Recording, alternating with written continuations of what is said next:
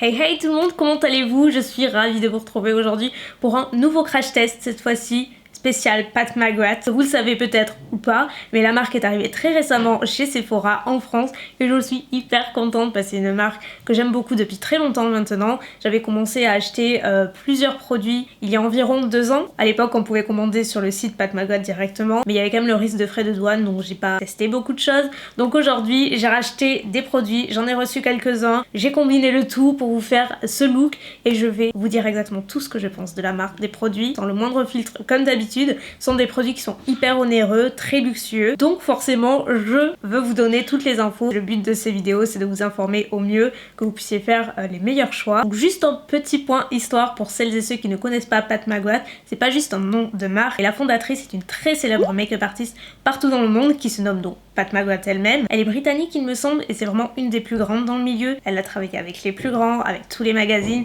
Je crois qu'elle avait même été acclamée par Vogue à de multiples reprises. C'est vraiment une artiste qui n'a rien à prouver. Je vous invite à aller faire vos petites recherches, voir un petit peu les make-up qu'elle peut faire. C'est toujours hyper lumineux avec beaucoup de paillettes, des textures assez uniques et franchement c'est sublime. La batterie a coupé mais de toute façon j'avais terminé. Je voulais juste vous faire une parenthèse en vous disant que j'ai changé de caméra. Du coup les lumières sont pas comme d'habitude, enfin les couleurs.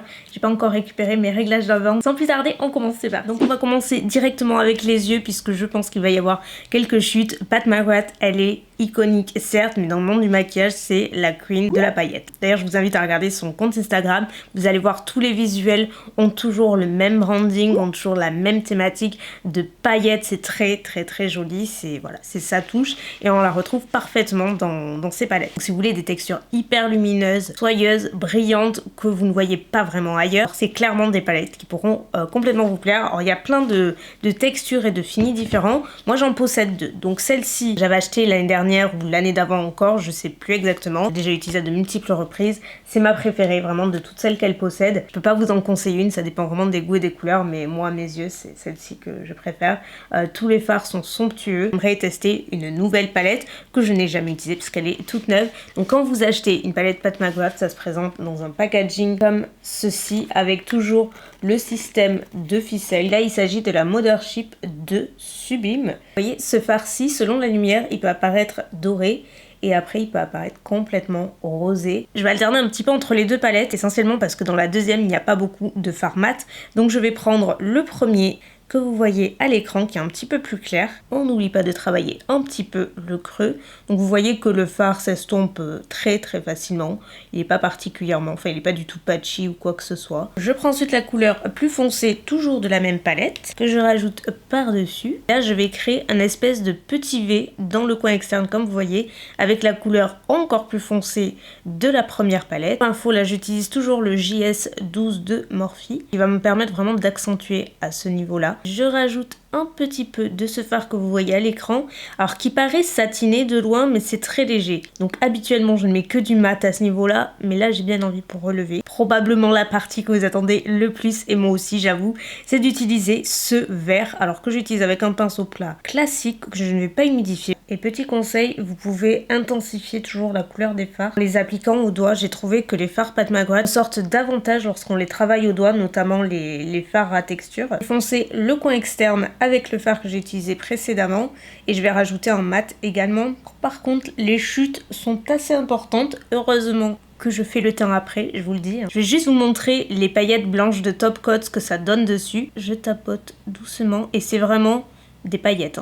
Là, on peut pas faire moins paillettes que ça, c'est très fin. Donc ça, on met un petit peu partout. Voilà pourquoi il vaut mieux faire son teint après. On peut complètement en rajouter, vous voyez, plus on en met, et puis on a cet effet de glitter. Je vais insister au centre, juste comme ceci. Côté chute, c'est difficile d'en faire davantage, il y en a vraiment partout.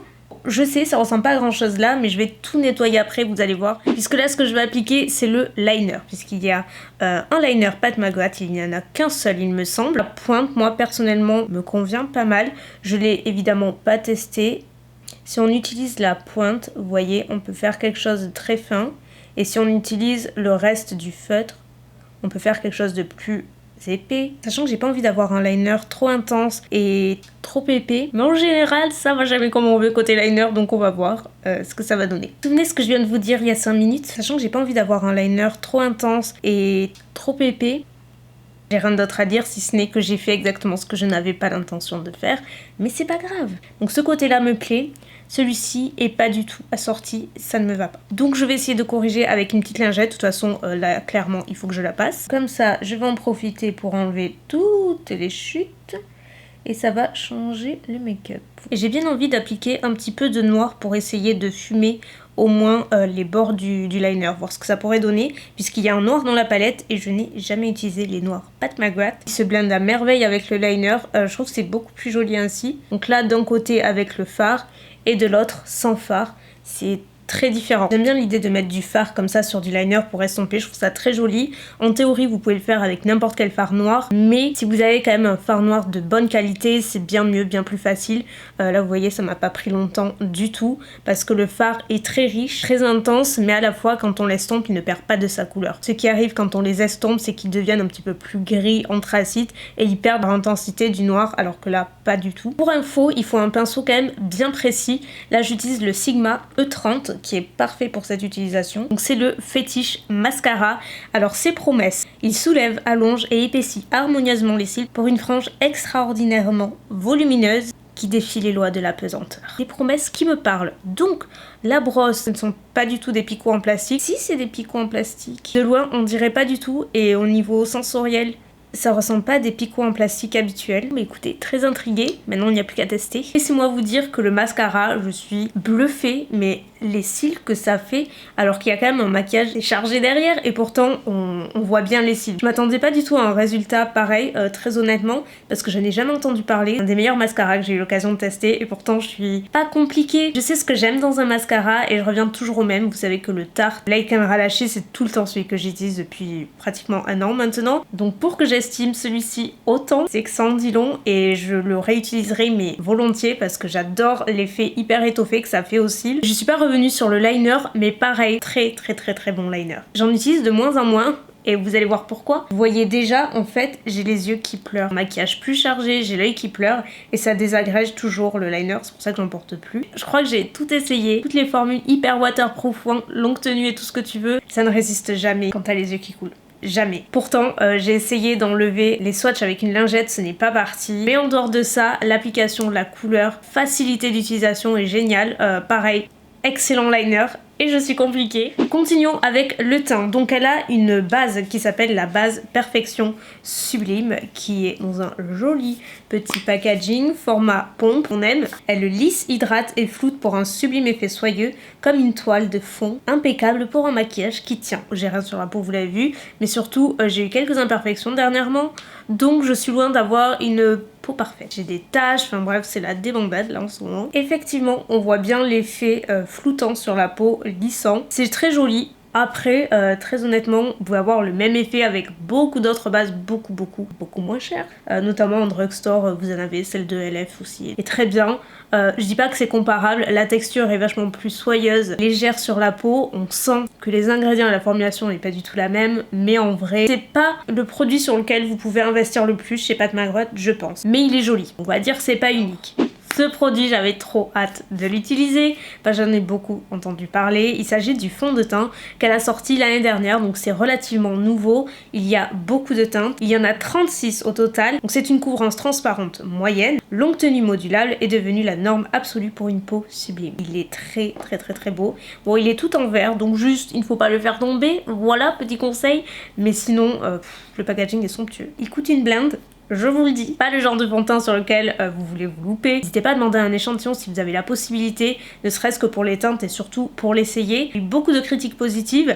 Le seul truc, c'est que j'ai l'impression qu'il faut quand même avoir une jolie peau dessous, une peau pas parfaite mais sans imperfection, sans trop de taches. Passer un fond de teint qui semble être assez naturel, même si la couvrance est modulable. Alors moi j'ai reçu la teinte numéro 7. Waouh! Il est hyper joli. C'est juste la première couche et je m'attendais à ce que ce soit limite translucide. Alors que pas du tout, hein. Enfin, vous voyez, avant, après, je suis hyper surprise, vraiment. En plus, la teinte me match mais limite à la perfection. Je suis hyper contente. Laissez-moi vous dire que c'est, et je pèse mes mots, un des plus jolis fonds de teint que j'ai eu l'occasion d'utiliser. Et après le mascara, sans dit long aussi, parce que là pour le coup je suis difficile en fond de teint, je sais ce que j'aime et ce que je n'aime pas. Et là je ne m'attendais absolument pas à un résultat pareil. Je m'attendais vraiment à ce que ce soit limite translucide, je sais pas pourquoi. Bon là j'ai appliqué l'anti-cerne, mais j'en ai pas rajouté sur les imperfections hormis là. Vous l'avez vu tout le long de la vidéo quand j'ai appliqué le fond de teint, la couvrance est quand même non seulement modulable mais assez présente. Et en définitive, c'est votre peau en mieux. C'est tellement joli, ça fait un effet satiné qui est lumineux mais pas trop. C'est magnifique vraiment sur la peau. Je suis scotché. Nous avons la poudre Pat McGrath aussi, elle existe en plusieurs teintes, 5 très précisément. Donc packaging comme ceci, moi j'ai la teinte light. Donc c'est une poudre qui est décrite comme modulable, ultra légère, apporte la dernière touche de perfection rayonnant. Ok, donc il y a un petit tamis, je regrette qu'il n'y ait pas de fermeture, vous voyez, c'est assez étonnant parce que tout est hyper luxueux, tout est assez bien pensé, mais j'aime bien quand il y a une fermeture pour éviter d'en mettre partout quand on ouvre, c'est qu'un détail. Je sais. Elle a un effet flouteur sur le teint également. Alors déjà que le fond de teint est très beau dessous. Elle a cet effet airbrush également.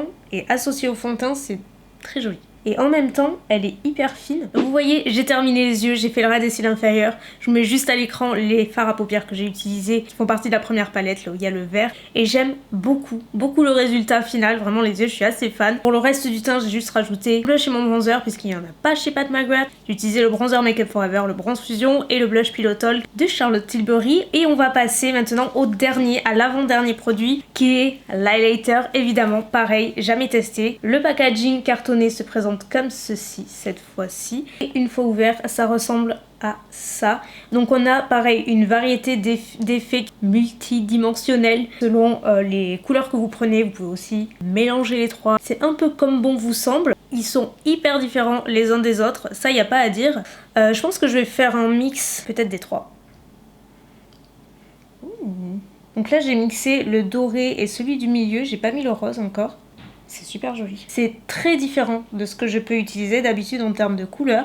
Mais je trouve ça hyper joli en fait. Voyons, et le rose par-dessus. Côté lèvres, pas mal de choix là encore. Donc moi j'ai pris un crayon à lèvres parce que je n'ai jamais testé, qu'elle en a plusieurs. À l'intérieur il y a un aiguise crayon. C'est très rare, je trouve. Alors moi j'ai pris la teinte Contour qui est en marron comme ceci, un petit peu beige, que je trouve très joli. Comme je vous dis, il y a pas mal de produits. Moi je connais très bien les rouges à lèvres mat trans qui sont les rouges à lèvres mat. Magnifique, celui-ci je l'ai utilisé tout l'été dernier, je vous en ai déjà parlé. C'est un rouge coquelicot sublimissime. Si je devais en garder un seul, ce serait celui-ci. Voilà, si vous aimez l'effet mat, vous ne serez pas déçus. Ils ont un effet un petit peu poudré sur les lèvres, ils sont très beaux. J'ai également le 1995 qui est possiblement celui que je vais utiliser aujourd'hui. Pareil, le packaging extérieur cartonné se présente comme ça. Et là, c'est une autre teinte, c'est la Candy Flip et vous voyez qu'il est plus rose, mais la teinte est néanmoins très jolie. On va le mettre là. Je vais pas le mettre avec ce make-up parce que j'ai peur que ça tranche trop. Et la couleur est très belle et vous voyez le packaging, enfin vraiment c'est le plus beau packaging en rouge à lèvres. Je sais pas ce que vous en pensez, mais avec la petite bouche là, c'est trop beau. Ils en ont également des pailletés. Et je crois que les rouges à lèvres sont scintillants pour cette gamme là. Et également des gloss. Donc moi j'ai pris un nude. Je voulais un plus nude. Il n'y était plus, donc celui-ci est un petit peu plus foncé que ce que j'aurais pris. C'est la teinte Flèche Astrale. Aujourd'hui je vais utiliser le rouge à lèvres et demain j'essaierai le gloss. Donc je commence avec la teinte de contour, y arriver, et je remplis avec le 1995. Et voilà pour ce total look Pat McGrath, c'est terminé. Enfin, pas tout à fait, puisqu'en fait je pensais, étant donné que là aujourd'hui, si vous voulez tout savoir, nous sommes dimanche et nous sommes à une heure assez avancée de la journée et j'aurais aimé vraiment tester le fond de teint beaucoup plus longtemps pour voir la tenue et comment il évolue, etc. Donc je vous mettrai un dernier petit bout en fin de vidéo sur la journée de demain. J'ai beau réfléchir, j'ai pas eu vraiment de déception, pas de flop en tout cas. J'ai été assez bluffée de l'ensemble des produits parce que moi je connaissais vraiment que les palettes et les rouges à lèvres. Je pense que mon plus gros coup de cœur de tous les produits, à ma grande surprise, c'est le fond de teint, puisque comme je vous dis, je m'attendais pas à l'aimer autant. Je trouve le rendu sublimissime et j'espère de tout cœur qu'il va pas mal virer sur ma peau grasse, qui va bien vieillir, dirons-nous, parce que vraiment je le trouve fabuleux sur la peau. Il fait un grain de peau mais incroyable et je veux aussi l'essayer sans la base, m'assurer que l'effet airbrush n'est pas dû à la base mais surtout au fond de teint. Bien que la base, honnêtement, je l'ai beaucoup aimé. Ça fait quand même partie des produits que je vous conseille le moins, que pour toutes les raisons que je vous ai citées avant, vous pouvez trouver des bases lissantes à moindre coût. mais elle est très bien. Si vous voulez la tester vraiment, n'hésitez pas, elle est très chouette. Deuxième coup de cœur, le mascara, je l'ai adoré et je vais définitivement le réutiliser demain aussi. Pareil pour le liner, c'est pas un produit que je vais utiliser tous les jours puisque comme je vous dis, j'utilise de moins en moins de liner, mais néanmoins je vous le recommande à 1000%, il est excellent. La poudre, très jolie aussi, ça fait un effet hyper lissant, peau de poupée. Vous allez dire non mais elle est payée, c'est pas possible, son avis est pas objectif. Non si, pour de vrai, tous mes crash tests le sont, vous le savez. Quand c'est pas bien il faut le dire, mais quand c'est bien il faut le dire aussi. Je pars de ce principe là, et là pour le coup aujourd'hui il y avait quand même beaucoup de bien, et la poudre n'est pas exception. Et pareil, je vais voir ce que ça donne sur ma peau mixte à grasse, parce que c'est pas une poudre qui est vantée comme matifiante, donc je pense pas que de ce côté là ça va faire des miracles, mais sur le grain de peau elle est très jolie. Par contre vous savez quoi, la palette, je la trouve jolie, mais c'est pas ma préférée et c'est pas une palette qui, à l'utilisation, je me suis dit waouh, pas plus que ça. Très honnêtement, je parle de celle-ci, hein, pour rappel. Je trouve les teintes jolies, mais pour moi, en termes de pigmentation, texture, couleur, celle-ci a tout bon. Et si je vais vous en conseiller une, si vous aimez les couleurs, vraiment, vous pouvez pas vous louper. Vous allez faire des œuvres d'art avec celle-ci. Voilà. Alors que numéro 2 est pas vraiment sensationnel. Très honnêtement, la pigmentation est correcte, mais elle est pas incroyable non plus. Les maths, il n'y en a que 2 au final, même si le noir est très bien. C'est pas celle que je rachèterai. Encore une fois, c'est plus une affaire de goût. Moi, je vais continuer ma journée et je vous retrouve demain pour faire un bilan sur le fond de teint. So, petit update. Comme vous voyez, nous sommes le jour suivant. Alors là, on est en très fin de journée. 18h52, donc je vous fais un petit point comme promis. J'ai porté le fond de teint toute la journée sans base avec la poudre. Je n'ai pas fait la moindre retouche et je suis bluffée. Genre bluffée. Est-ce que vous trouvez que je brille beaucoup? Non, parce que moi, je suis quand même habituée, c'est ma peau et ma tête. Je peux vous assurer que je brille beaucoup plus. D'habitude, surtout sur la zone T, alors je dis pas que je brille pas, hein, genre au coin du nez, au niveau du front. Franchement, c'est pas moche. Ça a été pire. Je suis hyper surprise. Et les premières brillances, j'ai commencé à les voir 7h30 après la première application, donc franchement, ça va. Par contre, je dois dire que la base, elle apporte quand même un petit truc en plus au fond de teint. C'est joli sans base. Je trouve que le grain de peau est encore plus joli avec. C'est facultatif, hein, mais c'est vrai que pour voir avec et sans, je vois quand même une différence. Donc voilà, c'était juste pour vous le dire. Mais en soi, écoutez, le fond de teint n'a pas bougé et les brillances, j'en suis là quoi. Donc très contente, vraiment. Je me regarde sur toutes les coutures, désolée. Je vais pas m'éterniser plus longtemps. J'espère en tout cas que la vidéo vous aura plu. Dites-moi si vous possédez déjà des trucs de la marque ou si vous comptez craquer. Si oui, quoi, je veux tout savoir. Dites-moi. Et si vous avez des questions, surtout, n'hésitez pas. Je suis là. Comme d'hab, je vous fais de gros bisous et je sais pas pourquoi je termine comme ça. Je vous fais de gros bisous et je vous dis à très bientôt pour une nouvelle vidéo. Bye.